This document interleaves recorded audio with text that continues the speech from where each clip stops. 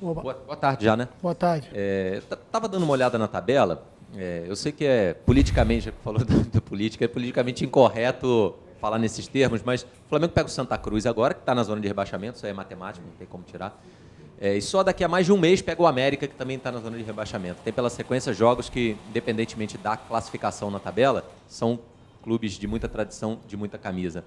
Você diria que esse jogo talvez seja o último em um mês, que é aquele que a torcida olha para a tabela e vê como vitória certa? E aí pode estar também um perigo? Boa tarde. Na verdade, a competição ela é extremamente desgastante e difícil, né? A gente, ontem mesmo, acompanhando o final um jogo da rodada, né, do Inter e do Coritiba, viu a dificuldade que mesmo as duas equipes brigando ali por teoricamente, uma mesma faixa de tabela. E também vendo o jogo do Santos contra o Fluminense, revendo o jogo deles, o comentário que foi que o Santos poderia estar melhor se não tivesse perdido pontos, principalmente contra o América Mineiro. Então, assim, fazer qualquer tipo de prognóstico antes da partida começar é muito difícil. O que a gente tem é que nos preocupar única e exclusivamente com a equipe do Santa Cruz. É uma equipe que fez um jogo em boa parte do tempo contra o Palmeiras de igual para igual, chegou a empatar em duas ocasiões, né? Tem jogadores experientes, com bom poder de definição, o caso do Keno, o Arthur, o próprio Grafite, que voltou a fazer gols. Então, a nossa preocupação, e a semana toda foi trabalhando em cima da equipe do Santa Cruz.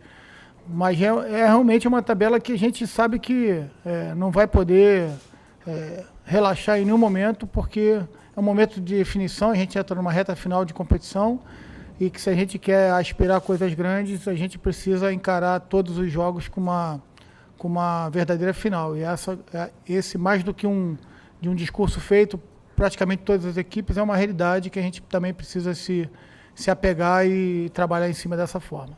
Zé, boa tarde. Boa tarde. Bem?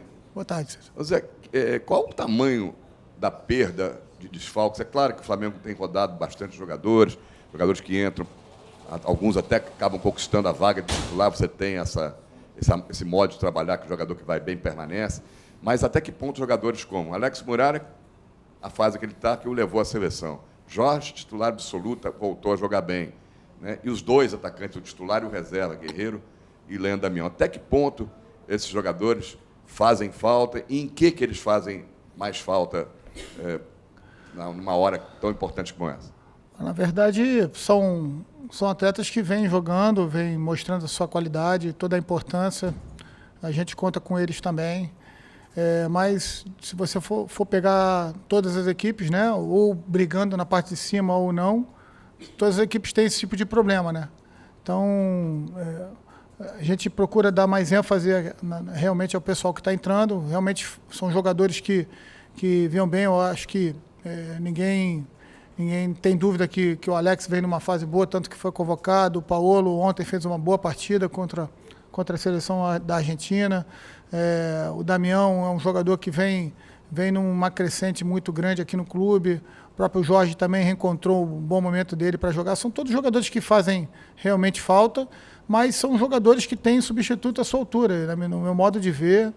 Tanto o Paulo, que é um excelente goleiro, o Chiquinho, o Viseu, que vai entrar, também é uma grande promessa nossa aqui. Enfim, são jogadores que a gente sabe que podem dar conta do recado, já deram em outras ocasiões e ajudaram a gente a conquistar boa parte dos pontos que nós temos hoje na tabela. Então, vejo um plantel equilibrado. Logicamente, um pode estar num momento melhor do que o outro, faz parte. Mas, sinceramente, não estou jogando conversa fora. Estou bem tranquilo em relação aos atletas que vão entrar no lugar desses outros atletas que não poderão jogar, porque eu sei que eles têm condições de dar um retorno que é a torcida que a gente espera. Para terminar da minha parte, os desfalques são inevitáveis, você já explicou aí que confia em quem vai entrar e tudo mais. Agora, também existem mudanças de ordem tática e técnica de acordo com o adversário, com o jogo, com o momento. O Fernandinho andou treinando aí no time titular e vem entrando muito bem. Você tem Gabriel e tem Everton. Você já definiu quem serão os companheiros do Viseu? Ou prefere fazer mistério, está em dúvida, ou já pode simplesmente dizer quem são os dois que vão atuar? Na verdade, não tem mistério, não. O substituto natural do Jorge é o Chiquinho mesmo. A gente já definiu isso. E na questão ali na frente, realmente, Ontem a gente testou uma formação, hoje testamos outra, vou fazer uma avaliação do treino que foi filmado para que a gente possa ver o que foi melhor e o que a gente melhor encaixa para o jogo. Mas não tem muito mistério, se não jogar o Everton, joga o Fernando.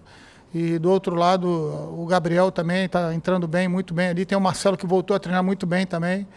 E a gente pode fazer uma composição com qualquer jogador ali. Então, é uma semana muito boa do Thiago Santos, que é um jogador que eu conheço bem e que vem dando um retorno muito grande nos treinamentos. E eu estou procurando uma oportunidade para colocá-lo para jogar também. Então, assim, de acordo com o adversário, como você falou, e com aquilo que a gente vai fazer uma análise com a comissão técnica dos treinamentos, a gente vai tomar a decisão, mas eu não tenho ela 100%, senão já te daria hoje. Mas amanhã, depois do treinamento, provavelmente eu já devo definir isso. Obrigado. Zé, tem alguma diferença assim, de questão de clima dentro do elenco, de atmosfera em relação ao Flamengo? Antes veio muito tempo, um pontinho atrás do Palmeiras, né? Assim, qualquer tropeço a gente passa o Palmeiras. Aí, de repente, voltou a ter 3 pontos de diferença e a distância está maior entre Flamengo e Palmeiras do que entre Flamengo e Atlético Mineiro. Isso de alguma forma mexe assim com o ambiente ou não? Olha, eu acho que não, sabe por quê? Se eu não me engano, dos últimos 17 jogos, a gente só perdeu o jogo da estreia do retorno contra o Sport lá na Ilha do Retiro. Senão a gente estaria numa sequência aí de, sei lá, 16, 14 jogos, por aí, sem perder. E isso paulatinamente foi sendo tirado diferença para os primeiros colocados, até a gente chegar a ficar um ponto atrás. Então, a gente não tem motivo para estar desanimado, não tem motivo para a gente cair no estresse, porque aumentou novamente essa diferença, até porque é uma sequência dura de jogos que nós temos e que, com certeza, os adversários também terão. Então, a gente vai ter que destrinchar cada adversário, jogo a jogo, pensar rodada a rodada, e que se a gente fizer melhor que os adversários, se no final da competição isso cair para o nosso lado, que seja assim. Então, é um campeonato que a gente tem que disputar contra eles, mas principalmente conosco mesmo. A gente está trabalhando para a gente melhorar o nosso rendimento e melhorar a nossa condição como um time que quer coisa boa, que quer coisa grande. Acho que o primeiro objetivo foi alcançado, da gente estar brigando ali no G4, né, que depois virou G6 e pode até virar G7. Alcançamos, agora a gente precisa se manter nele de forma viva, né, para que a gente possa, em todas as rodadas, estar pleiteando alguma coisa melhor. Então, é dessa forma que a gente está pensando. Zé, em relação a essa oscilação do time, né, perder pontos em determinados momentos, é natural, historicamente até, o campeonato longo, os times alternarem. Este seria um momento inapropriado do Flamengo ter essa queda de rendimento, ter esse momento de baixa, e como fazer, né, para essa reta final desses 10 jogos, conseguir essa ascensão? Na verdade, como eu lhe falei, depois da derrota lá contra o Sport, a gente não perdeu mais, empatou um jogo contra o Palmeiras lá na Arena, com um jogador a menos, e agora contra o São Paulo no Morumbi, que eu acho dois resultados perfeitamente normais.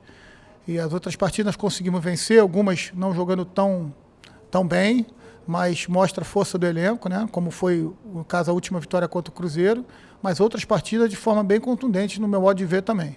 Então, são indicativos que a gente tem potencial para brigar até o final da competição. Mas é uma competição muito dura que eu acredito que nenhuma das equipes que estão ali na frente vão conseguir 10 vitórias. São jogos difíceis, né? Se a gente for analisar jogo por jogo, tanto Flamengo, quanto o Atlético, quanto o Santos, quanto o Palmeiras, principalmente, Fluminense, são o Grêmio, que voltou a vencer fora de casa. São equipes que vão brigar e vão também deixar pontos pelo caminho.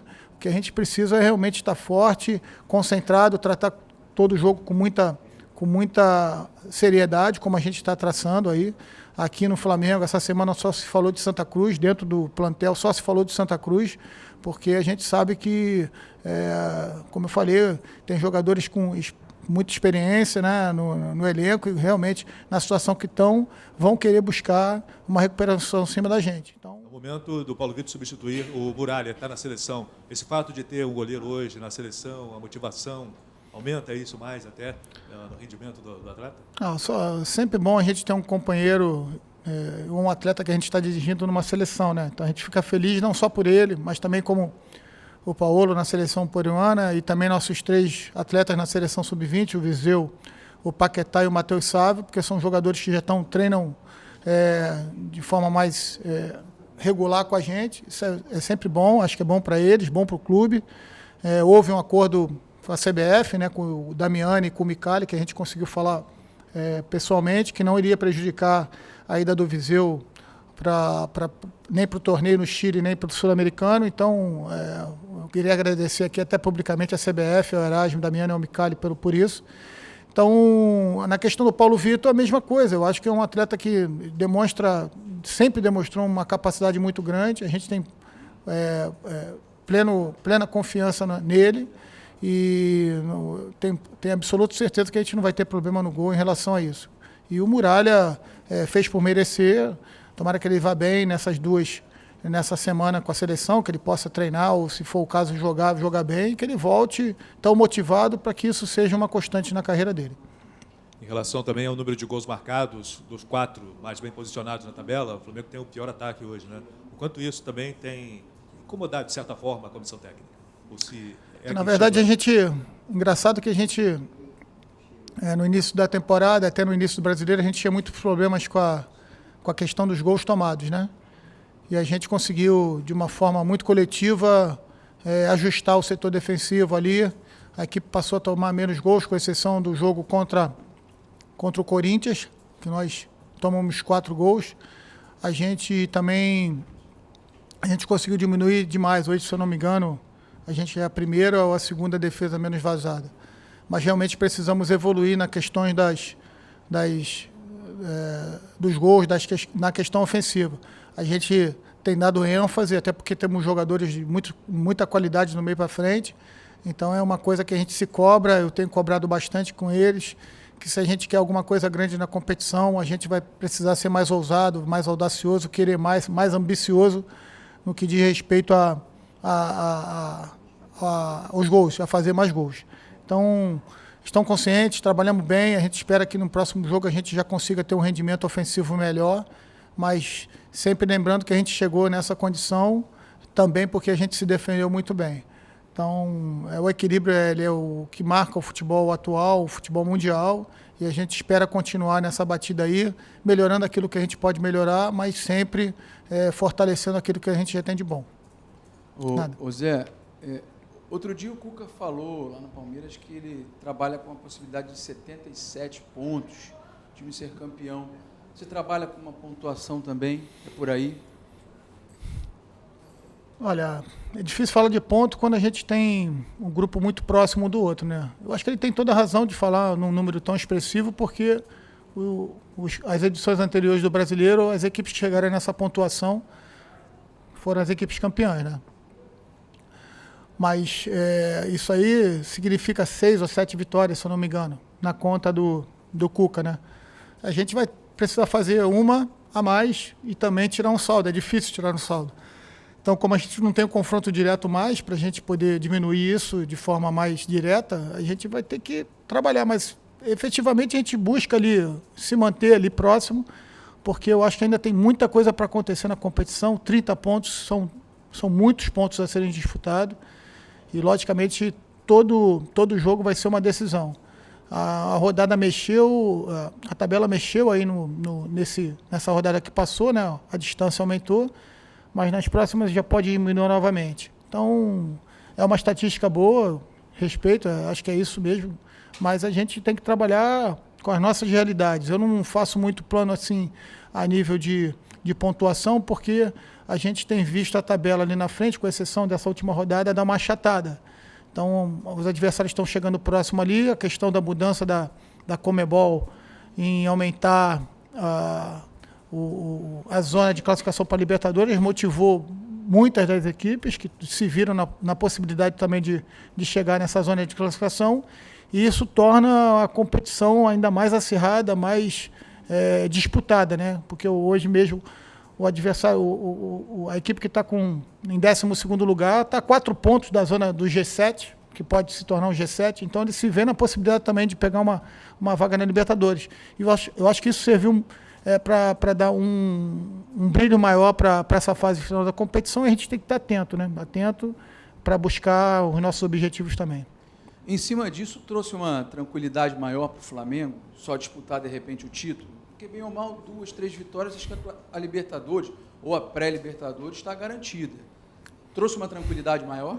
Não, eu te digo que não. A gente está muito focado em buscar o máximo possível na competição, sabendo que apenas os 3 primeiros dão uma vaga direta na Libertadores, o que poderá dar para a gente uma organização melhor no nosso calendário, no nosso planejamento para 2017, né? Mais o campeão da Copa do Brasil, são 4 vagas diretas, né? Os outros deverão participar de 2 eliminatórias na Libertadores, que com certeza serão dificílimas, além de ter que antecipar parte do nosso planejamento. Então, a gente está focado em ficar na parte de cima mesmo dessa zona, e enquanto tiver matematicamente oportunidade para a gente brigar pelo título, a gente vai brigar, mesmo sabendo de todas as dificuldades que a gente vai enfrentar nessas 10 últimas partidas. Zé, aqui. Gostaria até de saber de você o que achou dessa mudança no regulamento da Libertadores, competição mais longa, e essa influência no Campeonato Brasileiro, né, que você já comentou aí. Bom, sinceramente, eu preciso ver acontecer, eu não tenho uma opinião totalmente formada em relação a isso aí, não. Eu já vi que a competição ficou um pouco banalizada demais, que a competição, por outro lado, ganhou um charme especial por causa da pré-Libertadores, sem 2 fases eliminatórias. Sinceramente, eu preciso ver acontecer para saber exatamente o que representa. De certo e de concreto, apenas que essa competição já ganhou uma motivação a mais para muitas das equipes que até então estavam ali brigando para se manter ali sem vamos dizer assim, sem um susto com o Z4, mas que também não via tanta possibilidade de buscar um G4. Então, por isso, eu acho que todas as partidas ganharam um gosto especial e eu espero que não deva acontecer, né? Nas últimas rodadas, nos últimos jogos, equipes que não tinham muito mais a fazer na competição, que acabavam prejudicando terceiros por escalar reserva, ou então para já dar folga para parte das equipes. Isso realmente era uma coisa que me incomodava, mesmo não trabalhando aqui ainda no profissional. Equipes que tiravam um pouco o pé para poder antecipar o retorno dos principais jogadores para o ano seguinte. Eu acho que para isso aí é bom. O campeonato ganha mais motivação e praticamente todas as equipes vão brigar até o final por alguma coisa. E isso aí, quem tem a ganhar é o torcedor e o Campeonato Brasileiro em si. Zé, boa tarde. Boa tarde. Queria te pedir para falar um pouquinho mais sobre a equipe do Santa Cruz, saber se você acompanhou o jogo na segunda-feira e o que de lição daquilo que o Santa Cruz quase aprontou para cima do Palmeiras você pode tirar para esse jogo contra o Flamengo. Na verdade, eu já vi os 2 jogos dele contra o Independente do Medellín. Principalmente o segundo jogo me chamou a atenção. Se não fosse o gol de cabeça ao final do jogo lá, eles teriam passado de uma forma até heróica, porque tirar o 2-0 contra qualquer equipe colombiana é muito difícil, né? Seria uma vitória histórica para eles, que poderia dar uma motivação maior. No jogo contra o Palmeiras, eu vi um primeiro tempo mais dominado pelo Palmeiras, né? Quando a maioria das ações foi da equipe do Cuca, né? Já no segundo tempo, com a entrada do Arthur, no lugar do Derlei, ele conseguiu adiantar um pouco mais, voltou à formação inicial de um 4-2-3-1, às vezes um 4-1-4-1, Keno de um lado, Arthur do outro, Grafite na referência, e ele ganhou mais opções, finalizou mais a gol, fez 2 gols e poderia até ter tido uma melhor sorte ao final da partida. Não tirando nem os méritos da vitória do Palmeiras, que eu acho que foi merecida. Mas é uma equipe que, como eu falei, vão ter 3 desfalques certos, né? São os 2 zagueiros mais o Pisano, mas com certeza Léo Moura, William Correia, o Grafite, Keno, Arthur, são jogadores, João Paulo, Bruno Moraes, são jogadores que são perigosos e a gente tem que estar atento porque pelo menos ali na frente eles sabem muito bem o que fazer com a bola e têm capacidade individual de decisão de uma partida. Então a gente tem que estar atento. Foram acionados nos trabalhos da semana já com essas informações para que a gente não seja pego de surpresa lá no Pacaembu no domingo. Zé, você fala que foi uma semana toda focada no Santa Cruz para vocês aqui dentro, mas do lado de fora muito se falou também sobre o Fla-Flu por conta da indefinição de local da partida. Agora a gente já tem um local definido, vai ser em Volta Redonda. Eu queria saber a sua opinião, como você acompanhou isso e o que você acha de jogar lá esse clássico. Eu gostei. Eu, particularmente, gostei da opção. Evita o desgaste de ir a Manaus, né, que foi uma sugestão que pintou também no início. E depois, eu acho que a gente pega um gramado em boas condições. Me parece que o Luso Brasileiro ainda inspirava cuidado. Vai ter o jogo de quarta-feira, se eu não me engano, Grêmio, Botafogo e Grêmio. Poderia danificar um pouquinho mais.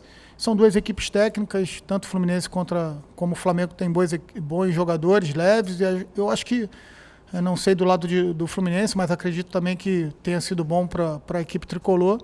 E a gente vai seguir a nossa rotina, porque jogar em Volta Redonda não é muito novidade para a gente. Esse ano jogamos algumas vezes lá, esperamos também fazer um jogo bom na quinta-feira. Mas vamos falar de Fluminense só a partir de segunda-feira. Pois é, aqui na sua esquerda, bom dia. Você falou um pouco sobre a projeção aí para as últimas rodadas, né? O Flamengo não teve um início tão bom quanto o Palmeiras, e agora no final está quase sempre ou igual ou um pouquinho melhor, dependendo aí do recorte que faz. O que você está planejando, assim, até para a parte psicológica? Porque tecnicamente o Flamengo, embora possa ter oscilado nos últimos jogos, tem mantido um padrão, isso você já conseguiu afirmar. Agora, faz algum tipo de trabalho psicológico com os atletas, principalmente assim, esses que vão entrar e a torcida às vezes tem uma certa, né, apreensão, Paulo Vitor, Chiquinho? Olha, eu acho que você fez a análise correta, né? O nosso início de competição não foi um início tão forte assim. A gente chegou a estar muito, muito distante dos primeiros colocados, mas desde o início a gente detectou uma potencialidade muito grande do nosso elenco para poder brigar por coisa maior. Então, depois que a gente conseguiu uma certa regularidade, a própria competição deu a nós a oportunidade de buscar as primeiras colocações ali. Não tem trabalho especial, tem muita conscientização que a gente precisa ser regular, organizado em campo e diminuir a condição do acaso acontecer. Então, só dessa forma a gente consegue ter o jogo mais a nosso controle e planejar mais o nosso jogo. A gente parte do princípio que se a gente conseguir jogar bem, a gente vai estar mais próximo do resultado positivo. E essa tem sido a tônica das nossas palestras, das nossas preleções, para que a gente consiga manter uma regularidade nas nossas partidas, junto com a competitividade, logicamente com a estratégia individualizada de cada jogo, né, de cada partida, de cada adversário, a gente poder se posicionar melhor em relação a eles. E eu acho que dessa forma, os atletas entendendo e sabendo exatamente o que tem que fazer em campo, a possibilidade deles crescerem individualmente também aumenta, né? Eu acho que de uma forma natural foi isso que aconteceu com alguns atletas e a gente espera nessas últimas rodadas aí a gente poder estar com isso ajustado, porque com certeza os adversários também vão ter motivos para buscar alguma coisa, então a gente tem que se preocupar em ser melhor que o adversário, jogar mais que o adversário e que a nossa estratégia prevaleça em relação a deles. Uma outra pergunta, assim que você chegou, a gente notou no teu estilo essa coisa de conversar muito com os atletas e ouvir deles, né? E aí houve a situação do goleiro ali, né? Que o Muralha acabou assumindo e se firmou. Como é que foi ao longo desse período todo o comportamento do Paulo? Eu queria que você falasse especificamente sobre ele e como é que você conversou com ele desde que se sabia que ele ia jogar nessa partida? Bom, a história do Paulo todo mundo já conhece, a gente já explicou aqui, mas uma coisa tem que ser dita, ele não deixou de trabalhar em nenhum momento, mesmo chateado, porque eu acho que normal, um atleta que é criado aqui no clube, né, e que vinha há bastante tempo jogando, e a gente respeitou muito essa decisão dele, essa opinião dele, mas o que é importante ressaltar é que ele não deixou de trabalhar em nenhum momento. Então, um atleta que merece todo o meu respeito por isso, porque foi sensível à questão do companheiro, do Alex, e ele respeitou também a decisão. Isso também merece todo o meu respeito. E o que deixa a gente mais confiante que ele vai fazer uma grande partida é que durante todo esse período ele se esforçou ao máximo, treinou bastante junto ao professor Vitor Hugo, e os testemunhos foram que está pronto e em nenhum momento deixou de estar. Infelizmente, contusões acontecem. Ele teve duas contusões seguidas, o que impossibilitou ele de jogar 9 partidas. E nesse momento aí, nesse período, o Alex acabou aproveitando de uma forma que eu entendo ser coerente, por questão de justiça, eu o mantive na condição de titular. Mas nada que tenha desmotivado o Paulo Vitor, que tenha feito ele deixar de trabalhar. Isso aí é o mais importante, o que a gente precisa registrar nesse momento. Valeu, gente. Obrigado aí, tá? Valeu.